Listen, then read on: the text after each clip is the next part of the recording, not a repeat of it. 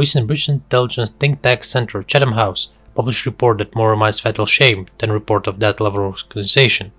Report, if we can call it in that way, is full of cheap propaganda, cliches and wishful thinking, and any serious organization would find the person responsible for writing it.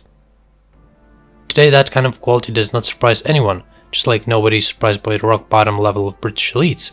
Knowing that Miss Shulman isn't the list of experts who wrote the report should help to understand that you can fall lower than rock bottom. Once Britain keeps lying, demonizing Russia, we're about to say something true about one's biggest empire and tyranny in the world, United Kingdom. So let's go.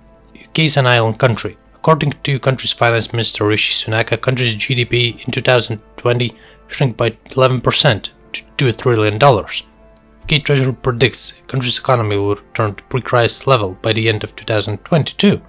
However, what will drive the economy is still unclear and more reminds wishful thinking than real strategy. For example, in already adopted budget plan for current year it is written about growing income from tourism, which is in face of global corona crisis, looks more like a joke than real information. There are no real substantial reasons for optimism. In fact, that 84% of British economy's financial and legal services that after Brexit step by step leaving the country, real predictions are way more depressing.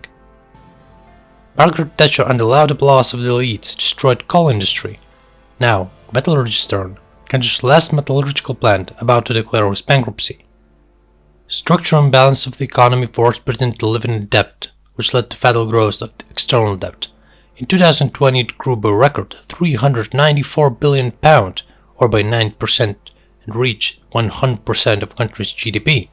Fiscal deficit in 2021 is supposed to reach £303 billion, or 14.5% of GDP, which means debt will continue to grow fast. It is accepted to have a debt around 60% of GDP, but not more, as it becomes impossible for the economy to deal with. This year, UK debt should exceed this limit twice, while corona crisis keeps crushing the economy. In comparison with Chatham House report, numbers speak for themselves, and no so-called experts and intelligence service not able to show the real effect from anti-Russian sanctions. Instead, they prefer to write about signals, European unity, and commitment to the values. If translated from propaganda to human language, it more sounds like we tried, we failed. What European Union after Brexit? After Brexit, that blow British economy away. Moreover, both Theresa May and Boris Johnson showed their weakness as negotiators, and Britain was forced to leave the EU on worst possible conditions.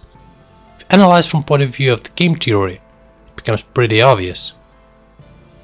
Not only Brexit hit the economy, it also worsened relations with Northern Ireland and Scotland.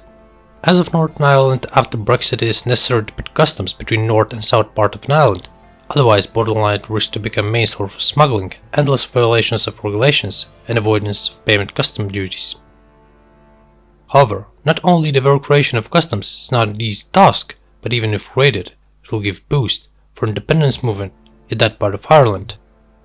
In Scotland, SNP Nationalist Party fighting for Scotland's independence won elections to the local parliament, and for the second time will demand to initiate referendum for independence from the UK.